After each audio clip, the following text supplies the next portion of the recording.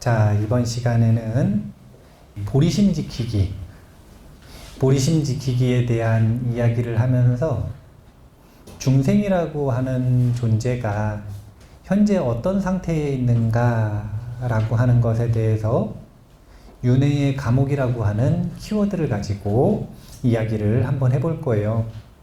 윤회의 감옥이라고 하는 단어를 이미 1장에서 눈에 띄게 보셨을 거예요. 이런 키워드를 짚어서 보기 시작을 하면 알 수 있는 것이 있는데 논전에서 일관된 기조의 이야기를 하고 계시다라고 하는 것들을 우리 눈으로 확인을 할 수가 있어요. 그래서 이번 시간에 윤회의 감옥에 갇혀 있는 처지가 어떤 처지인지 같이 한번 공부해 보면 좋겠는데, 자, 이 모양 이 꼴 제가 이렇게 표현했는데 같이 한번 읽어볼게요.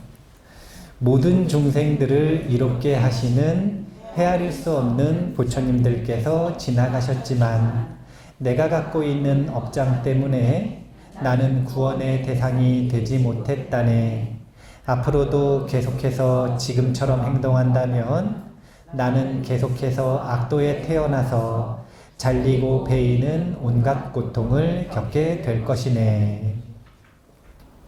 우리가 무엇인가를 하다가 말다가 이런 습관을 누구나 가지고 있거든요. 누구나 가지고 있어요. 이거는 보편적인 성향이에요. 그게 얼마나 강력한가, 하다 그만두는 업생, 묶여있는 것이 얼마나 강력한가, 느슨한가의 차이가 있을 뿐이지 누구나 이 마음에 묶여있어요. 여기 보면 정말 중요하고 의미심장한 이야기를 하시죠. 뭐라고 이야기를 하시냐면 헤아릴 수 없는 부처님들께서 지나가셨대요. 자, 우리가 윤회를 살았어요.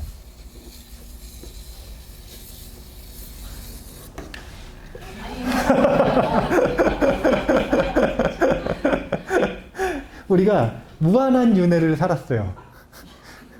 그런데 그 무한한 윤회를 사는 동안 부처님께서 종종 등장을 하세요. 종종. 왜냐하면 부처님은 3아승직업 10대것 만에 한 명씩 태어나세요. 최소 시간이에요. 그러니까 우리가 왜 아까 원보리심을 일으키면 보살이 됐다 그랬잖아요. 이 보살이 되고 나서 그때부터 최소 시간이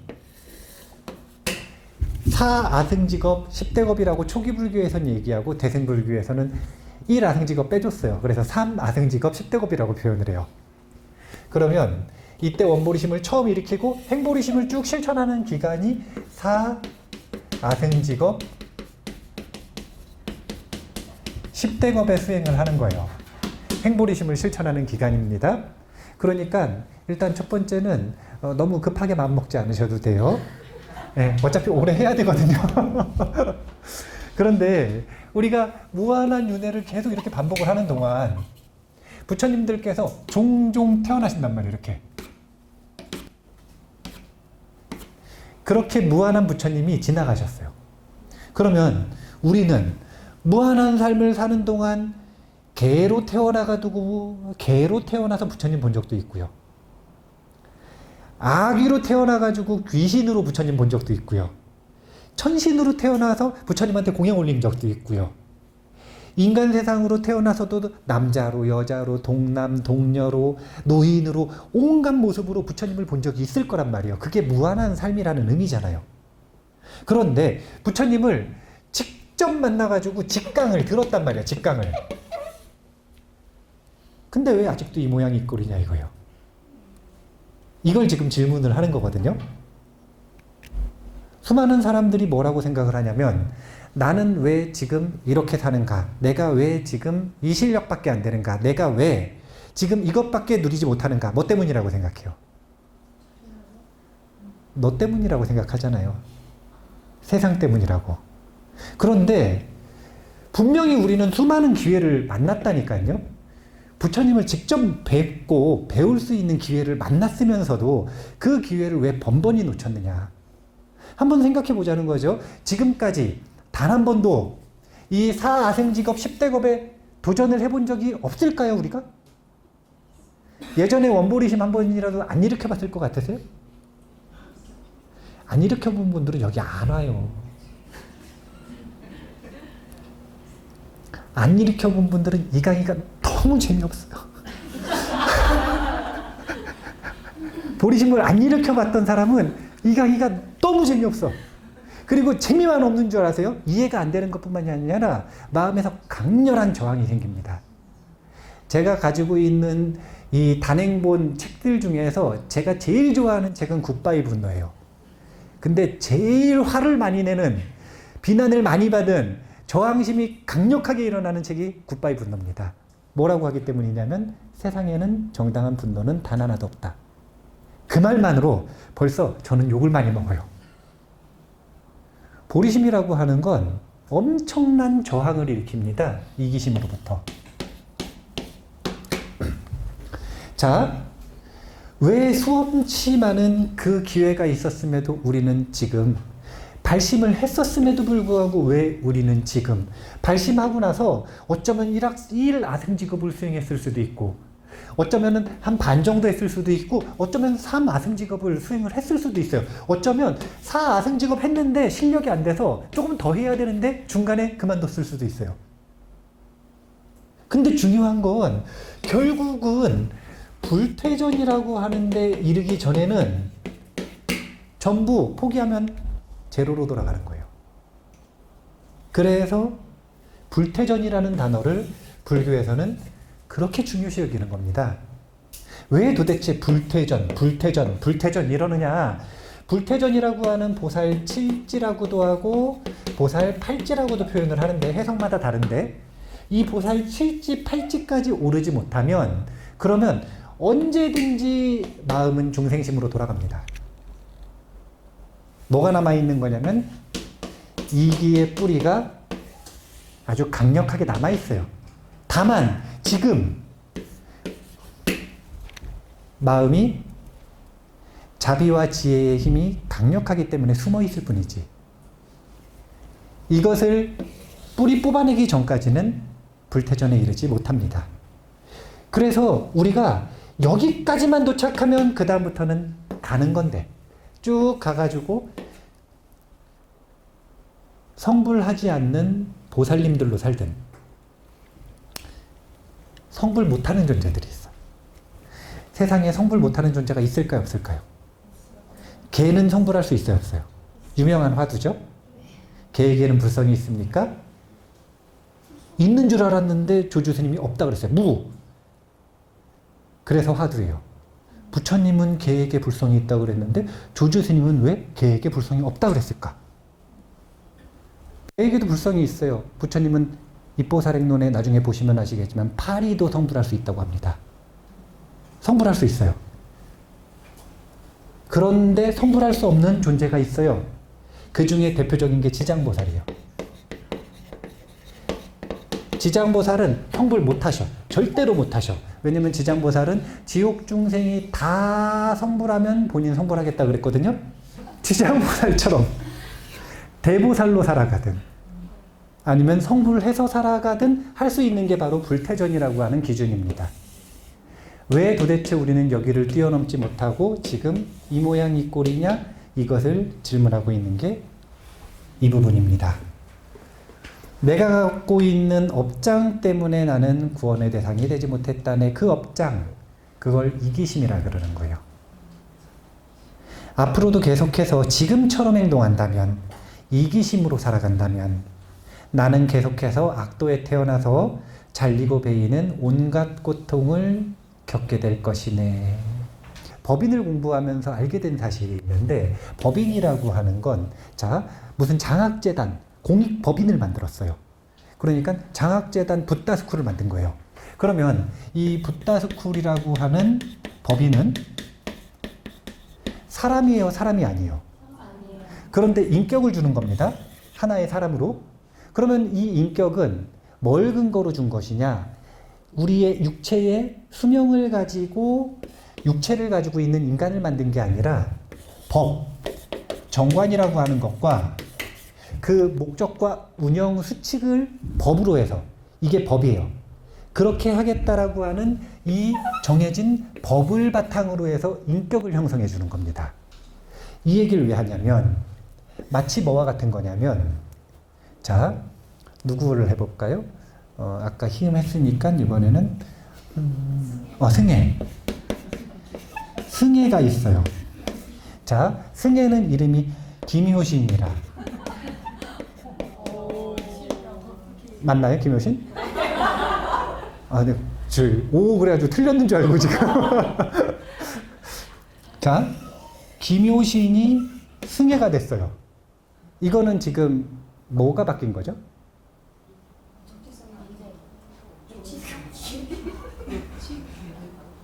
자, 김효신이 승혜가 됐어요. 윤회의 감옥에 갇힌 불쌍한 중생이 부처님의 아들인 불자로 태어났어요. 자, 그렇다면 지금 이것은 승혜가 되면서 갓 태어난 불자에게 법명. 이거 법명이에요, 법명. 자, 승혜라고 하는 법명을 주지 않았습니까? 그러면은 불자가 되기 위한 업으로 모태로 삼아가지고 화생을 한 거잖아요. 근데 이 불자가 다시 보살이 됐다고 쳐보세요. 승혜가 뭔가 되겠죠? 네. 그러면 이 보살의 중생이 불자가 되고 불자가 보살이 될 때 이 중생으로서의 김효신은 그대로 남아있잖아요. 인격은.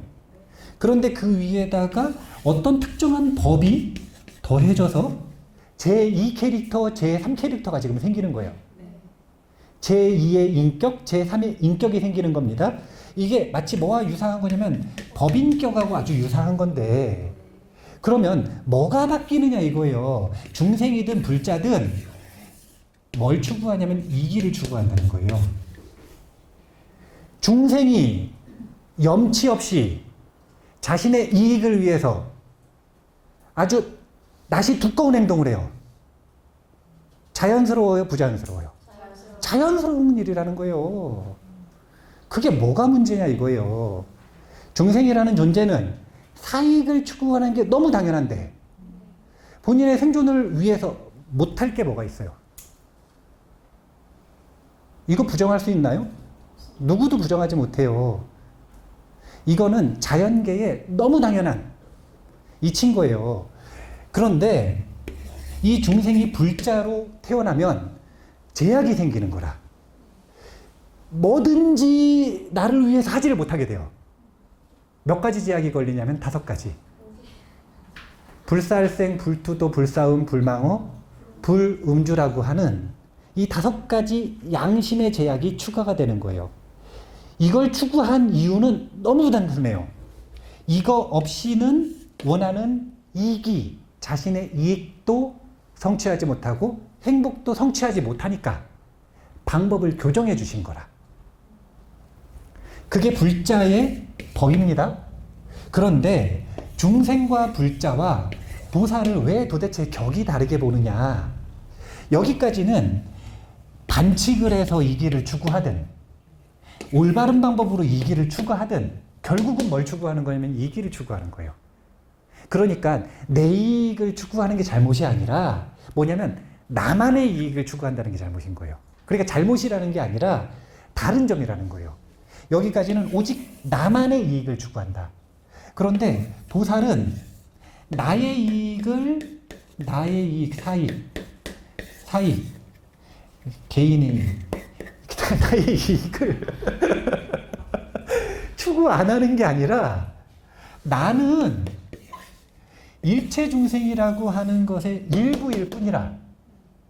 그래서 일체 중생의 이익을 추구해서 그 방향으로 삶을 살아가겠다고 약속을 하는 걸 행불이심을 일으킨다고 표현을 하고 그것을 혼자서 약속하는 게 아니라 불보살님과 세상과 약속을 하는 걸 보살계라고 했던 거예요. 그러면 이 보살계를 받아서 이제는 내 삶은 개인의 삶이 아니라 공인의 삶으로서 무엇을 추구하는 거냐면 공익을 추구하겠다라고 약속을 한 게 보살계라. 근데 이 공익이 범위가 이렇게 넓을 뿐이에요. 일체 중생을 위해서 살겠다? 라고 법인격을 받아버린 게 보살이라고 생각하시면 되는 거예요. 무슨 법인가? 보리심이라고 하는. 일체 중생을 구하고 일체 중생의 이익을 위해서 살아가겠다라고 하는 정광과 운영 목적과 이 모든 것들을 허가받은 거라. 그렇기 때문에 어떻게 되는 거냐면 갓난쟁이에요. 갓난쟁이 지금 똥오줌도 못 가려. 그런데도 법왕자라고 존중하고 모시는 거예요. 이익이 많은 거예요. 이익이 많으니까 뭐가 많은 거냐면 위약금이 큰 거죠. 이해가 되세요? 네. 그래가지고요, 보살들은요, 잘못을 해도요, 저희 아까 이야기했던 것처럼 이 사소한 잘못들은 오히려 사소하다고 생각할 수도 있어요.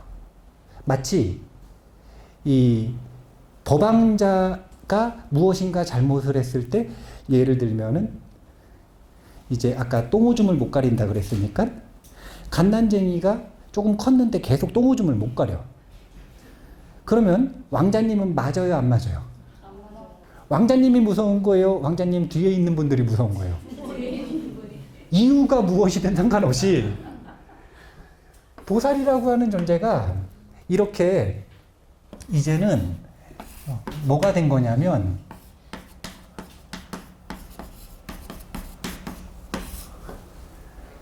공익 법인격을 얻어버린 겁니다. 이런 존재가 보살인 거예요. 그래서 이 공익 법인으로서의 보살이 되어놓고 이제 그 약속을 지키지 않는 것에 대해서 지금 반복해서 계속 다양한 주제로 이야기를 하게 될 겁니다. 4가지 정사유라고 하는 걸 제가 이 입보살행론 시작할 때 드렸었던 주제거든요. 하나하나 한번 볼게요. 중생심을 극복하는 4가지 정사유 명상이 있습니다. 첫 번째가 인간 삶의 희유하고 소중한 여가와 기회거든요. 해당되는 개성 읽어볼게요. 열애께서 출현하시는 일과 바른 믿음을 갖는 일과 인간의 몸을 얻는 일, 선업을 닦는 일 등은 너무도 희유하고 귀한 것인데 언제 다시 이런 기회를 얻을 수 있으리요. 중생심을 극복하기 위해서, 즉 이기심을 극복하기 위해서 4가지 정사유 명상이 있다는 겁니다. 첫 번째는 인간 삶이 얼마나 희유하고 소중한 줄을 아셔야 돼요. 오늘 제가 글을 썼는데 인생에는 3번의 기회가 온다고 하죠. 올까요, 안 올까요? 옵니다. 어떻게 오는 거냐면요, 처음 태어날 때 벌써 1번의 기회를 썼어요. 이건 아주 희유한 기회예요. 이거 오늘 지금 방으로 얘기할 거고요. 두 번째는 죽기 직전까지 모든 순간이 기회입니다. 인생은. 그래서 희유하고 소중한 기회라고 표현하는 거예요. 그리고 3번째는 죽음 직후에도 기회가 있습니다. 죽음 직후에 대한 기회는 죽음 수업에서 자주 언급을 했었어요. 어디까지 언급할 수 있을지 한번 해볼게요. 인간 삶이 왜 희유하고 소중한가? 한마디 말로 정리가 됩니다. 그게 뭐냐면, 자, 육도윤회라는 말 들어보셨죠? 이건 뭐라 그랬냐면 감옥이라 그랬어요. 그런데 이 감옥에서 탈출할 수 있는 유일한 길은 인간 삶에 있어요. 천상에도 없고요. 지옥에도 없고요. 아기, 축생, 아수라에도 없어요. 거기는 이 윤회를 탈출할 수 있는 기회 자체가 없어요. 0%. 거기서는 탈출을 못해요. 맨 마지막에 탈출할 때는 인간 삶에서 탈출하는 거예요. 인간 세상이 유일한 탈출구라고 이야기하는 이 탈출구에서도 확률은 지극히 낮은 거죠. 그래가지고 아주 극도로 희박한 확률이에요. 윤회를, 감옥을 끝낼 수 있는, 탈출할 수 있는 이 확률은 극도로 낮아요. 엄청 낮아. 0.0000000 이렇게? 아주 이런 확률? 그러면 이거는 확률이 거의 있는 거예요, 없는 거예요? 근데 거의 없는 게 나요? 없는 게 나요?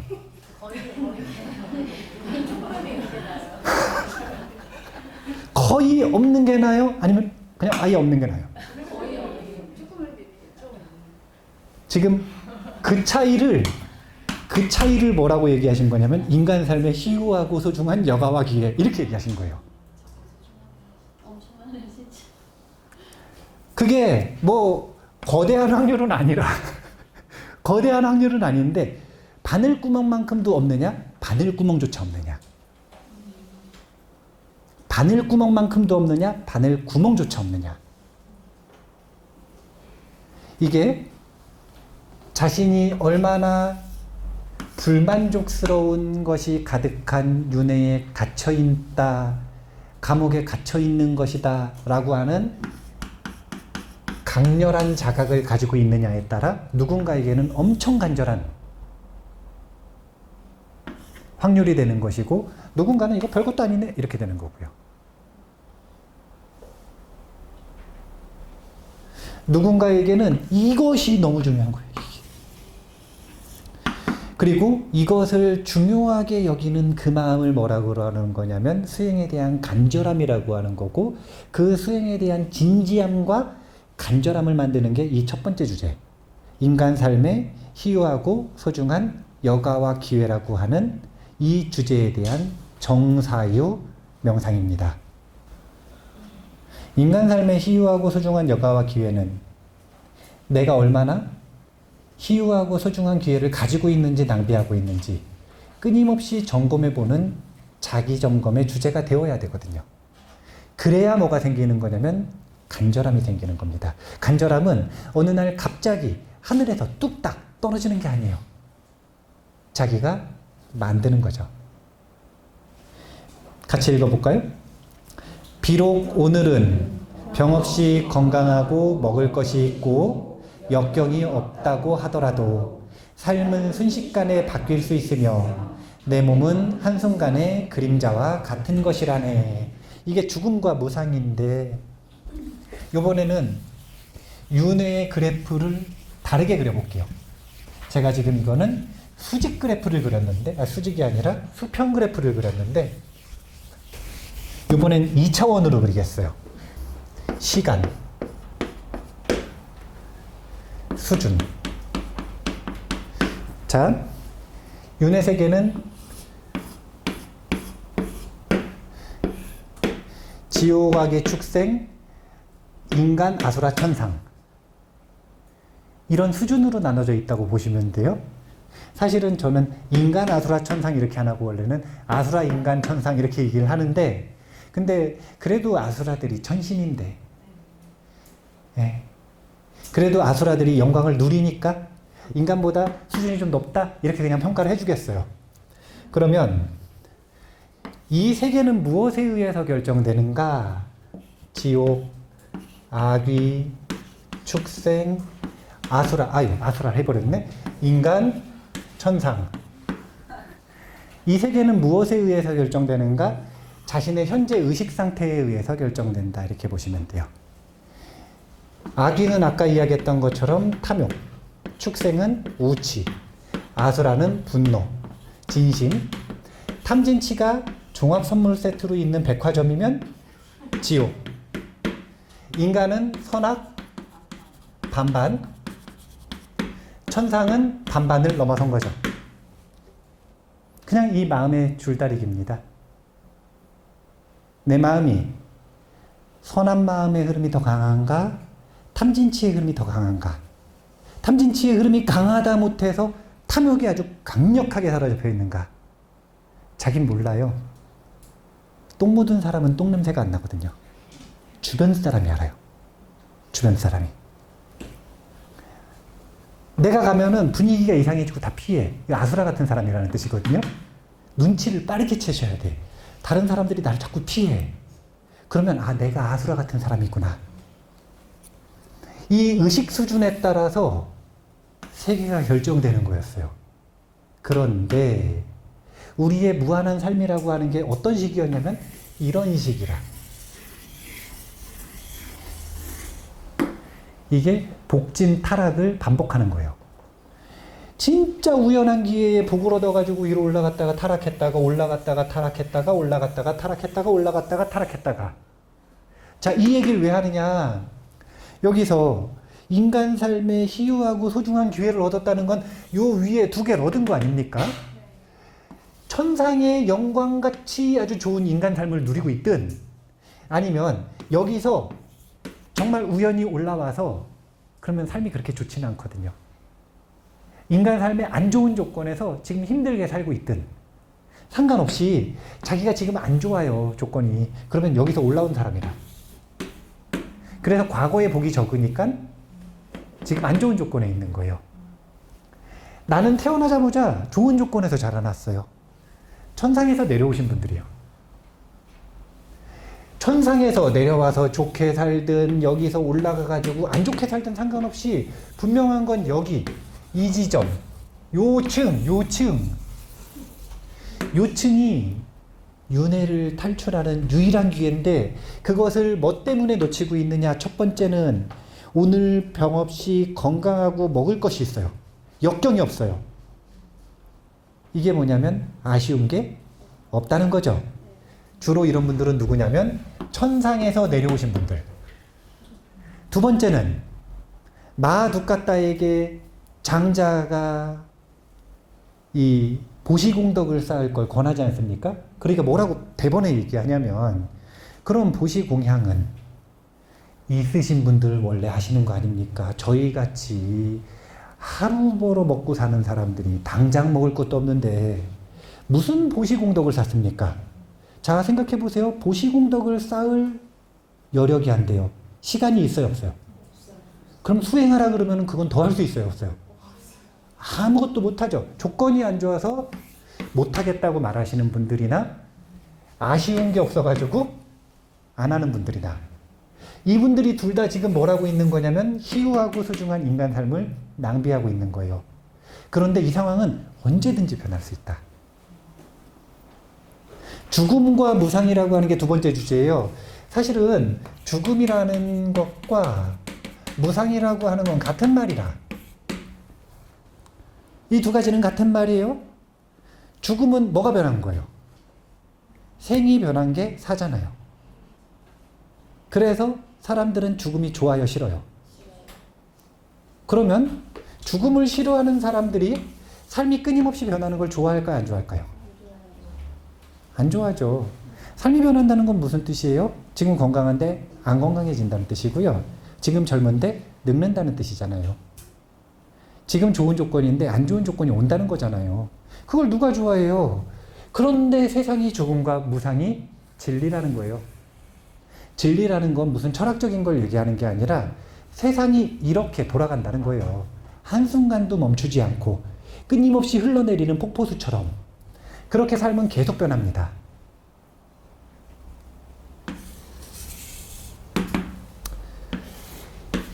이분들에게 하시는 말이 보통 쥐구멍에도 볕들 날이 있다.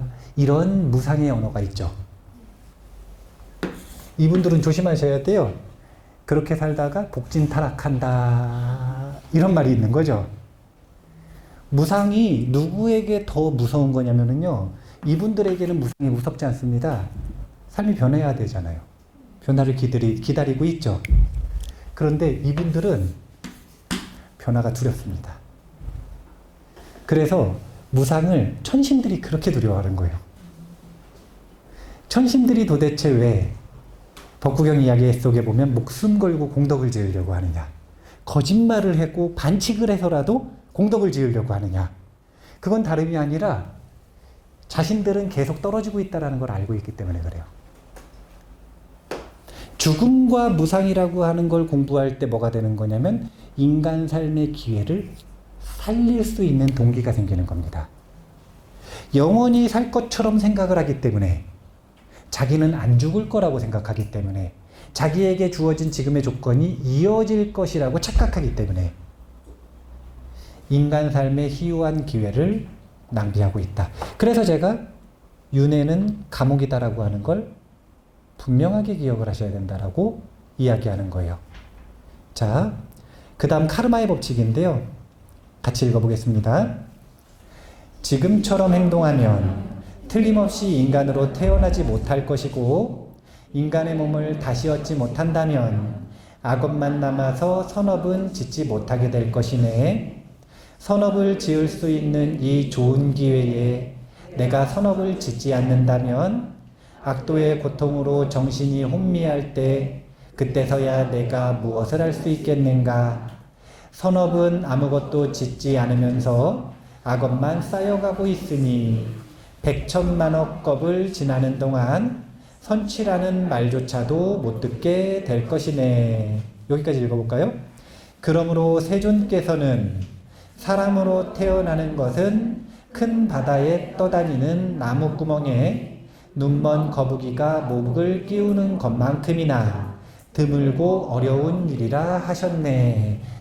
천상 여행 패키지, 인간, 아수라, 축생, 아기, 지옥 세계를 여행을 한다고 생각을 해보세요. 여행은 보면 기간이 있잖아, 패키지는. 그러면은 인간 세상은 보통 몇 박 며칠을 가는 거냐면 1박 2일 정도를 가는 거예요. 이 1박 2일이 인간계에서는 한 100년 전후로 경험이 되는 거예요. 그러니까 제가 그런 표현을 써요. 뭐라고 하냐면은 제조사 보증기간, 이런 표현 쓰지 않습니까? 네. 우리 인체에는 제조사 보증기간이 있어. 부모님이 책임져 주는 시간하고 거의 비슷해요. 부모님들이 자녀들 언제까지는 좀 뒷바라지를 하죠? 보통? 여건이 충분하다면 언제까지 해주는 게 보통 맞을 것 같으세요? 그러면 한 25년? 아따, 너무 길게 해주신다. 이게 사회마다 문화마다 다르지만 한 20년, 25년 동안은 제조사 보증기간이라고 제가 얘기하잖아요. 이때는 막 써도 고장이 안 나요. 그럼 막생 과보는 언제 받느냐? 이 이후부터 받는 거예요, 이제. 하나하나 고장이 나기 시작하고 빠르게 고장이 나기 시작하고 빨리 늦기 시작해요. 그러다가 이번에는 보증기간이 아니라 저 또 그 다음 또 뭐라 그러냐면 유효기간이라 그러는데 유통기간이라고도 표현하고 유효기간이라고도 표현을 하는데 그게 평균 80년인 거예요. 지금 현재 시점에서 평균 80년.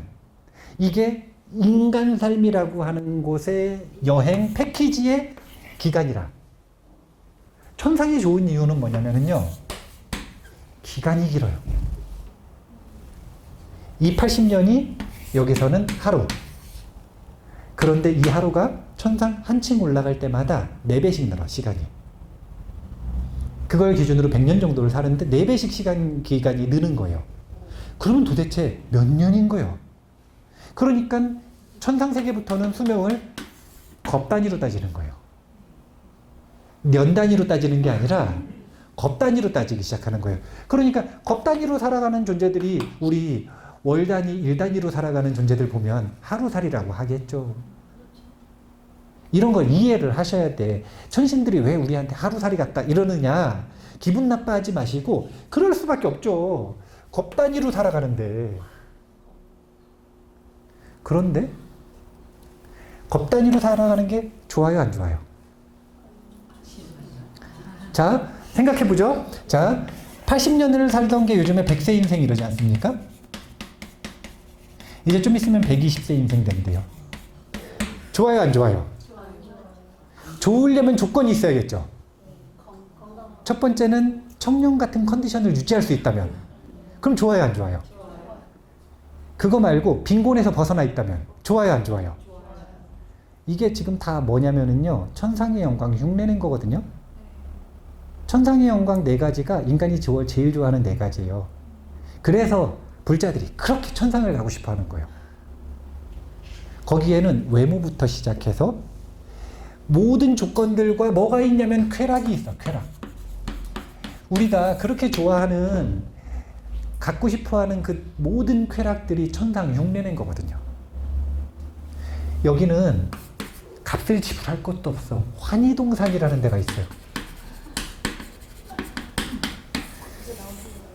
여기 환희동산, 여기 놀이동산 같은 건데 자유이용권이 그냥 있어요. 한 번 들어가면은 세월 가는 줄 모르고 거기서 놀아요. 그래서 이 겁단위의 시간이 연 단위처럼 소모되는 거예요. 너무 좋아가지고. 주관적인 시간이. 그래서 이들에게 천상의 수명이 왜 영광이라고 불리냐면 저들은 저기서 쾌락을 경험할 수 있기 때문에 그래요. 자, 반전이 있습니다. 그 시간 단위가 지옥에서 그대로 경험됩니다. 이게 문제예요.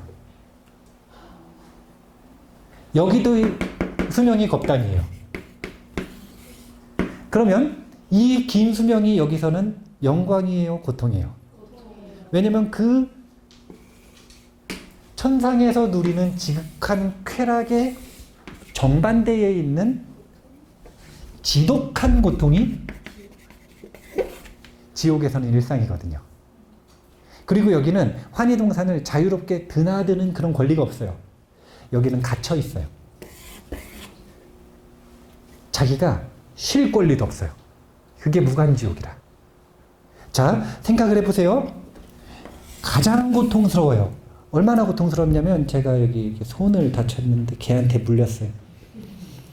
12바늘을 꼬맸는데 한 바늘을 나중에 보니까 들 뺐어. 지금 여기 실이 박혀 있어요. 이거 또 째러 또 가야 돼요. 저 지금 큰일 났거든요. 이렇게 긁으면 거기만 아픈 거라. 그래 왜 그런가 봤더니 시꺼먼 게 있어요. 그럼 다시 째야 돼 이거. 이거 고통스러워요, 안 고통스러워요? 마취도 안 해줄 건데 이거? 그럼 마취도 안 하고 짤 거란 말이에요? 그러면 그 순간에 아파 죽겠는데 보리심 생각나요, 안 나요? 보리심 생각나겠어요, 안 나겠어요?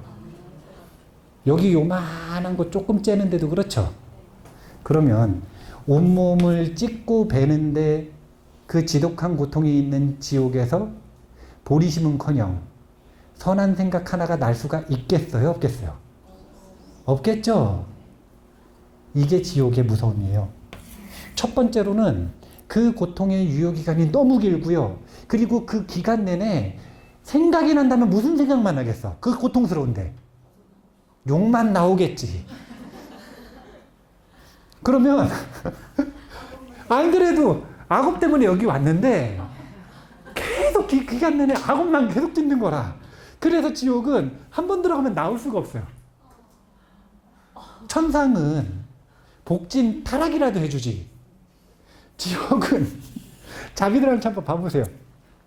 이것은 과보고 그 다음 화보가 있고 그 다음 뭐가 있고 그래서 그 다음에 아기로 태어나는 게 지금 악업을 어느 정도 소진한 다음인 거예요. 순서가 여기서는 진짜 이 엄청난 유효기간을 견뎌야 돼요. 그래서 안 들어가는 게 상책인데 안 들어갈 수가 있나? 아까 보셨죠? 주겠다고 해놓고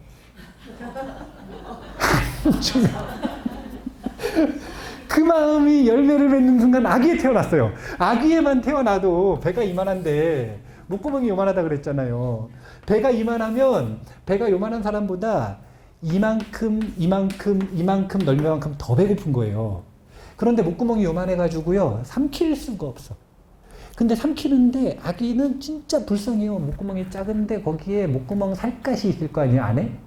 거기에 뭐 건더기가 하나라도 걸리면 몸에서 불이 나요. 화상 입어보셨죠? 온몸에 3도 화상이 있는 거예요, 지금. 근데 자기 아파 죽겠는 거 알겠어가지고 안 먹고 싶은데 또 위는 이만해. 배는 너무 고파요. 그래서 먹긴 먹어야 돼. 아니 이 아기가 지금 이런데 그럼 아기는 몸이 불타는 고통이나 아니면 항상 배고픈 고통이나 이 두 가지를 상시 겪는다는 거 아닙니까? 거기서 선한 생각할 수 있어요, 없어요? 없죠. 이게 바로 윤회계의 불만족스러운 본질이고 한 번만이라도 인간 몸을 놓치면 왜 인간계에 못 태어나는지에 대한 원인인 거예요.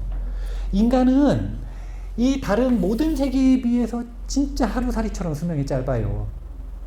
왜 짧냐면 페널티라.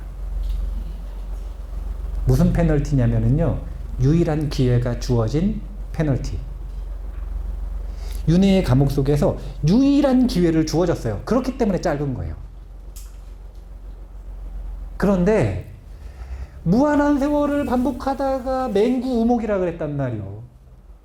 눈먼 거북이가 100년에 한 번씩 숨쉬러 올라와요. 그런데 태평양에서 튜브에 목이 꼈어. 그 확률로 인간 몸을 받는데요. 그래서 한 번 놓치면 다시 이제 눈먼 거북이가 돼가지고 100년에 한 번씩 숨쉬러 올라오는 기회가 있는데 그때 목이 껴야 돼. 그래야 인간 몸을 받는 거예요.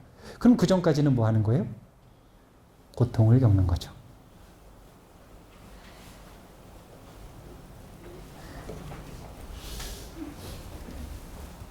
선업은 아무것도 짓지 않으면서 악업만 쌓여가고 있으니 백천만억 겁을 지나는 동안 선취라는 말조차 못 듣게 될 것이네. 이게 지금 이런 내용인 거예요.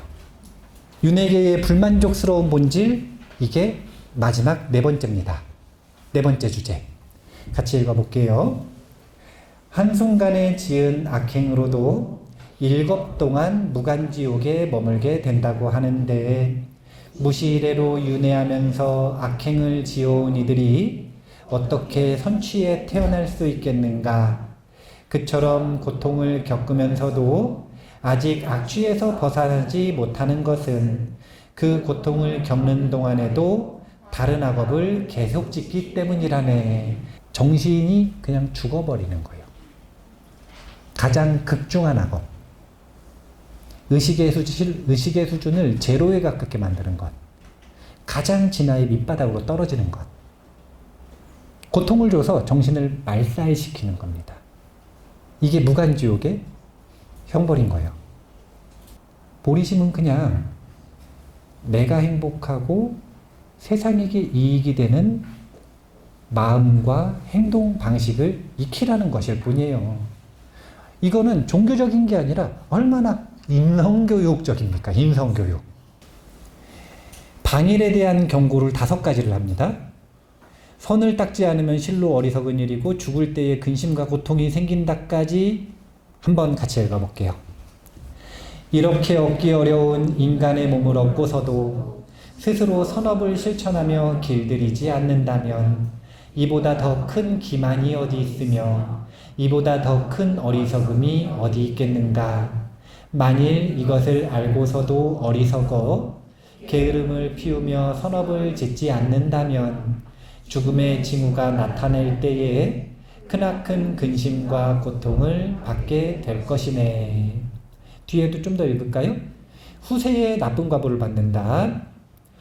견딜 수 없는 지옥의 불로 오랜 세월 동안 자신의 몸이 될 때 끝없는 후회의 불까지 타올라 마음은 더욱 슬프고 고통스러울 것이네.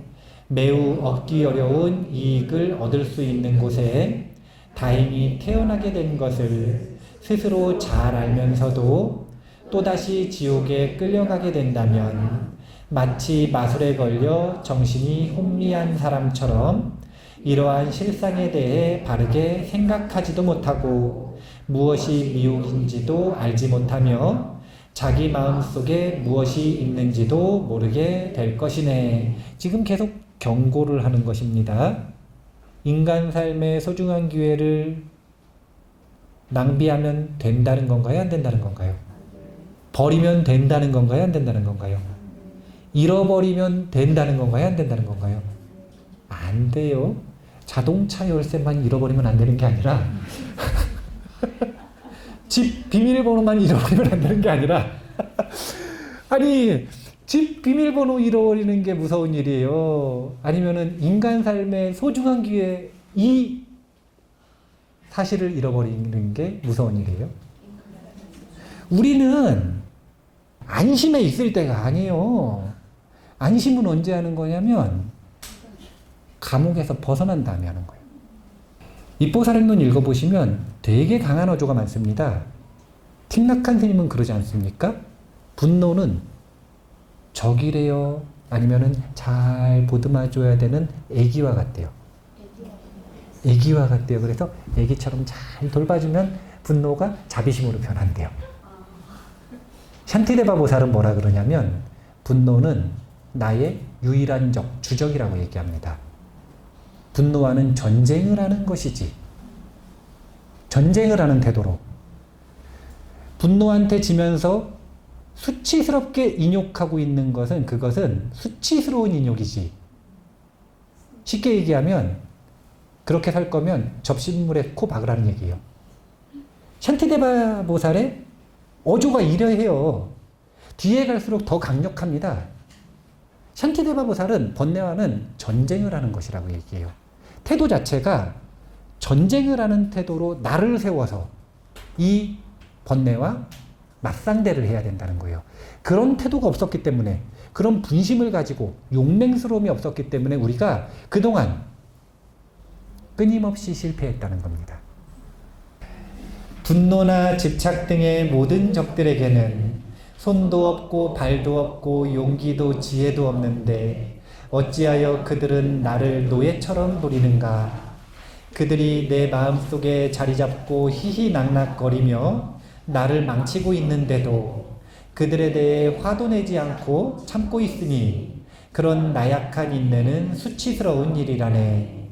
만약 모든 신들이나 신 아닌 자들이 모두 나의 적이라 하더라도 그들이 나를 무간지옥의 불길 속으로 끌고 갈 수는 없다네.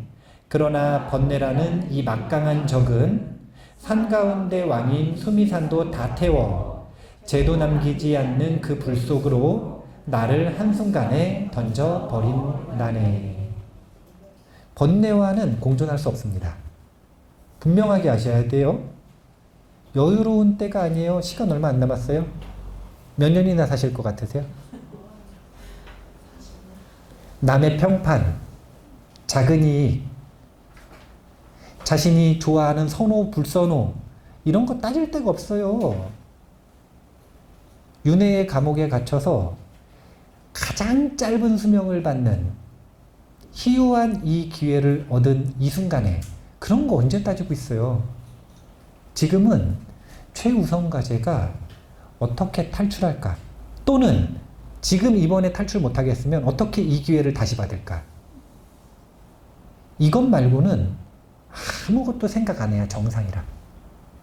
지금 내가 감옥에 갇혀 있고 가장 좋은 기회를 얻은 인간 삶의 기회에서 이제 남은 기간 얼마 안 남아서, 유효기간 얼마 안 남아서 이제 다시 또 지옥이든 축생이든 아수라든 어디든 가야 돼요. 지금 예약되어 있어요. 제가 두 번째 시간은 윤회의 감옥의 키워드라 그랬잖아요. 자각을 분명하게 하셔야 돼요. 우린 좋은 처지가 아니에요. 윤회라고 하는 감옥에 업생으로 묶여 있을 뿐이에요. 지금 주적은 번뇌라고 하는 걸 기억을 하셔야 됩니다. 같이 한번 읽어볼게요. 이와 같이 오랜 세월 동안 계속해서 끝없이 고통만 가져오는 단 하나의 원인인 번뇌가 내 마음속에 자리 잡고 있는데 어떻게 내가 윤회의 삶을 두려워하지 않고 기뻐할 수 있겠는가? 이들 윤회의 감옥을 지키면서 또한 지옥에서 처형과 고문을 맡은 자들이 내 마음속에 탐욕의 그물을 펼치고 있다면 어떻게 내가 편안히 지낼 수 있겠는가?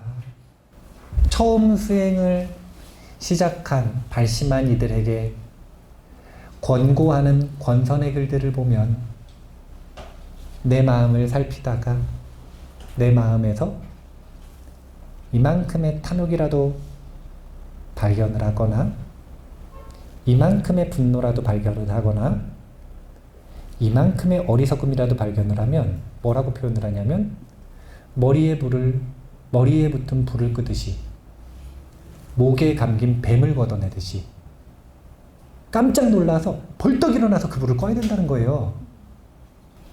그런데 수행자들은 가만히 내비둬요. 자신의 처지가 좋다고 착각해서요. 입보살행론 사장은 철저하게 지금 본인의 처지를 알라는 거예요. 잊고 사는 것 같은데 우리는 윤회의 감옥에 갇혀있다. 지금 이 기회는 얼마 안 남았다. 그 기회조차 극소한 확률이다. 그래서 붕괴하라고 합니다. 입보살행론에서는 번뇌와의 전쟁을 이야기할 때 분노를 쓰도록 자꾸 강조를 하십니다. 한번 읽어볼게요.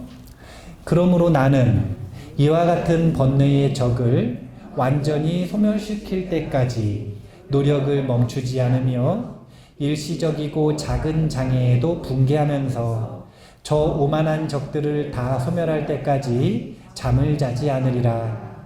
본래 죽음의 고통으로 정해지는 번뇌라는 적과 싸워서 이기기를 바랄 때는 활과 창과 무기에 찔리는 고통을 돌보지 않고 목적을 달성할 때까지는 결코 물러서지 않아야 한다네.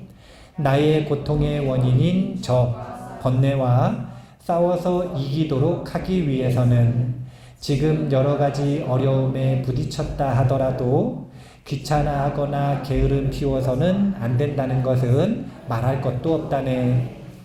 군인들은 적에게 입은 하찮은 상처도 훈장처럼 과시하는데 위대한 목적을 위해 노력하는 내가 어찌 고통을 견디지 못하겠는가. 어부나 노축업자나 농부들은 자신의 생계만을 생각하는 것으로도 추위나 더위 등의 고통을 참아내는데 중생들의 행복을 위해 어찌 내가 고통을 견디지 못하겠는가. 시방의 허공에 가득한 모든 중생을 번뇌에서 해방시키겠다고 약속하면서 아직 자기 자신도 온갖 번뇌에서 해방되어 있지 않다고 한다면 자신의 일도 알지 못하고 말했으니 어찌 미친 사람이 아니리요. 그러므로 내 자신의 번뇌를 항복받기 위해 나는 결코 물러서지 않으리라. 오늘 내용 정리합니다. 앞에까지 하근기 본문이었어요. 저는 사실은 4장까지가 하근기 본문이라고 생각을 해요. 두 가지 유형의 사람이 있어요. 첫 번째는 1장부터 3장까지 공부를 하고 보살계를 받는 사람. 이런 경우에는 보살계를 받았으니까 이제 하근기라고 할 수가 없죠. 네. 근데 우리처럼 1장부터 3장까지 공부했는데 보살계 안 받은 사람. 그럼 이제 4장을 공부해야 돼. 그럼 어떤 관점으로 보느냐. 지금 신중하게 충분히 준비해서 이 보리심을 일으켜서 수행의 길을 가는 것도 좋은 일이지만 그런데 과연 시간이 있겠는가? 라고 묻는 거예요. 과연 다음 기회가 있겠는가? 상황 때문이든 마음 때문이든 사실은 건강이 안 좋아서든 돌아가신 분도 있어요. 이게 인간 삶이에요. 그런데 사장에서 묻는 겁니다. 그 기회가 과연 있을까? 이걸 묻는 거예요. 우리가 자신이 1장부터 3장까지 공부를 해서 보살계를 받아야 하고 위대한 서약을 해야 하는데 자신감이 없다. 그러면 1장부터 3장까지를 계속 반복해서 읽으세요. 오체투지 100만 배 하라 그러면 하실 거예요? 온만이 반매움 1000만독 하라 그러면 하실 거예요? 하실 수도 있겠지. 근데 그 긴 시간을 지금 선뜻 투자할 수 있으세요?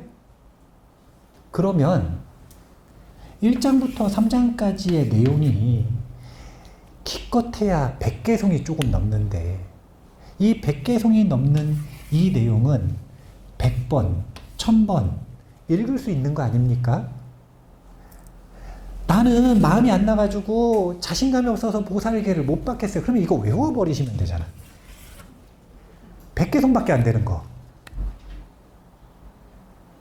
100만 배 하는 게 어려워요. 100개송 외우는 게 어려워요. 아니 이거 외워버리면 되지. 그러면서 지금 이 4장 보리심 지키기는 어떻게 쓰시는 거냐면 이걸 막 외우려고 하고 막 공부하고 또는 자기가 육체 팔아. 그래가지고 나는 오체 투지를 하겠다. 그래가지고 100만 배를 막 열심히 하고 있어요. 그런데 자꾸 게으른 마음이 날 때마다 전투력을 높여야 될 때 사장을 일으키라는 거야. 사장은 그런 용도인 거예요.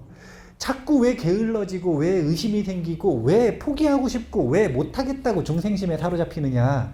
자기의 처지를 몰라서 그러는 거예요. 사장에서 보리심 지키기, 이것은 보리심을 지키는 것이 진짜 중근기 법문부터는요. 제 5장을 보시면 이제 진짜 신업과 구업으로 보살의 학처가 어떠한지를 명료하게 보여줍니다. 이제 진짜 보살은 어느 마음에서 살아야 되는지를 정확하게 보여줘요. 그리고 이것에는 마음문을 지키는 사띠수행이 정확하게 언급이 됩니다. 어떻게 마음문을 지키는지 사띠수행 방법이 나와요. 이때부터가 중근기 법문 아닌가요? 사장까지는 하근기 법문에 해당된다고 봐요. 이것은 보리심 지키기라고 이야기를 했지만 이 보리심을 지키는 방법이라고 하는 건 사실은 딱 하나밖에 없는 거예요. 내가 지금까지 배우고 얻은 이 보리심이 얼마나 귀한지를 아는 것과 동시에 두 번째가 뭐냐면 처지를 아는 것. 지금 내가 어떤 상황에 놓여 있는지를 아는 것. 인간 세상에도 보면 나라마다 삶의 질이 달라요. 그런데 국가 평균, 국민 평균으로 아주 어렵게 사는 지역에서도 잘 사는 사람들은 있어요, 없어요? 근데 그 사람들도 진짜 좋은 나라 가보기 전엔 만족합니다. 근데 진짜 좋은 나라 딱 한번 가보잖아요? 도저히 만족할 수 없어요. 자신의 처지를 아는 거죠. 우린 처지를 알아야 돼요. 윤회는 감옥이다. 윤회는 감옥이다. 벗어날 수 있는 유일한 문은 인간 삶에 있다. 그리고 그 인간 삶의 문을 여는 열쇠는 보리심에 있다. 이런 논리가 사장에서 펼쳐졌다 라고 생각을 하시면 됩니다. 자신이 만약에 정진하는데 좀 게으르거나 간절함이 부족하다고 생각을 하거나 그러실 때마다 사장을 반복해서 읽어보세요. 마음에서 수치스러움과 분노와 분개 그리고 그 마음으로 용맹한 마음이 일어나야 돼요. 안 일어나면 정상이 아니에요. 이런 글을 읽었는데 마음에서 화가 안 나면 그것은 수행자로서의 정상적인 마음가짐이 아닌 거예요. 사장은 분노를 쓰고 있다. 보리심을 배우는데 아주 재미있는 구조였습니다. 마지막 문장은 좀 전투력이 좀 적은 것 같으니까 43, 44를 읽고 끝내죠. 자, 같이 읽겠습니다.